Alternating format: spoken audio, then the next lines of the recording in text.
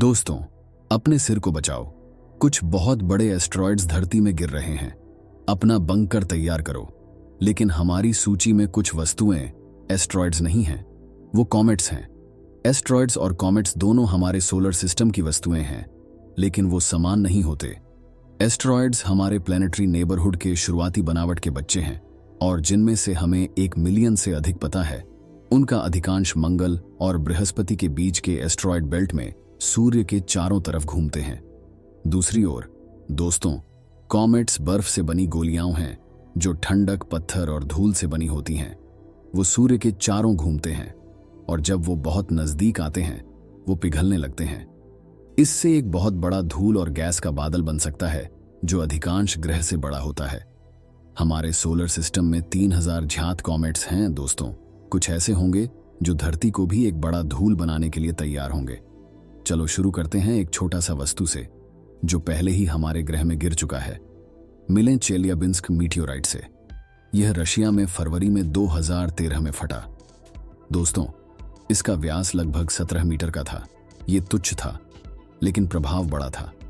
इसकी भारी भारकम फटाके का तुलनात्मक सामरिक संवेदना 30 लाख टन TNT के बराबर थी। वो लगभग 30 गुना ताकतवर था, जिसका प्रभाव हिरोशिमा पर गिराए गए बम से। इसने 1200 लोगों को चोट पहुंचाई और भारी संपत्ति नुकसान किया। दोस्तों, अब कुछ बड़ा होने की तरफ बढ़ते हैं। चलो 66 मिलियन वर्ष पहले चले जाते हैं। बहुत बड़ा चिकसुलभ एस्ट्रॉयड शायद एक ऐसा कारण था जो डायनासोर्स के महाप्रलय का कारण बना। इसका व्यास लगभग 10 से 15 किलोमीटर था, और जब यह एस्ट्रॉयड धरती में गिरा तो यह सब कुछ नष्ट कर दिया। फटाह के तूफान ने बड़े मात्रा में पत्थरील सामग्री को हवा में भेज दिया, और यह सुनामी को उत्पन्न किया जिसमें 1500 मीटर तक ऊंचाई तक आई। जबकि सारा काला धुआं सूरज को पूरी तरह से रोक नहीं सकता था दोस्तों, लेकिन यह हमारे ग्रह पर पड़ने वाले प्रकाश को कम कर दिया। इसने पौधों की वृद्धि को गंभीर रूप से प्रभावित किया और भोजन श्रेणी पर रिपलिंग प्रभाव डाला। अंत में यह पूरा जीवोपाज का कोलैप्स कर दिया। हमारे साथ टक्कर लेने वाले सभी वस्तुओं में से ओमुआमुआ एक अधिक रोचक आकृति है। यह पत्थरीला सिगार शेप्ड वस्तु लगभग 400 मीटर लंबी है। दोस्तों, नासा इसे एक कॉमेट के रूप में दर्शाता है, लेकिन इसमें एस्ट्रॉयड के गुण भी हैं, और इसका कोई तथ्य किसी भी तरह से जुड़ा नहीं है। इसलिए हमें नहीं पता कि यह आकाशगंगा का किस भाग से आया है। 2017 में इसने हमारे पास 41 मिलियन किलोमीटर की दूरी से गुजरा। अब दोस्तों, जबकि इस मौके पर हम सुरक्षित थे, ये बहुत बड़ा तबाही का कारण हो सकता था। अगर ये अंतर्राष्ट्रीय मेहमान धरती में गिर गया होता तो हमारा ग्रह अंधेरे में छुपा जाता, और अगर धूल और कचरा हमारे वातावरण में लंबे समय तक रुका रहता तो इससे सूरज पर निर्भरित बहुत सारे पौधे, जानवर और मनुष्य मारे जाते। बेन्नू दोस्तों, यह सिर्फ एक एस्ट्रॉयड नहीं है जिसका आपको चिंता करनी चाहिए। यह एस्ट्रॉयड है जिसका आपको चिंता करनी चाहिए। इसके धरती से टकराने का एक 17,000 में एक चांस है। सितंबर में 2031-35 में सिर्फ आधा किलोमीटर चौड़ी।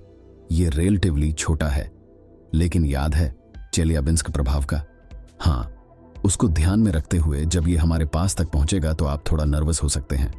दोस्तों, ये अगला कॉमेट धरती पर कोई भी चांस नहीं है, क्योंकि इसने 1994 में जुपिटर के साथ टक्कर मार ली थी।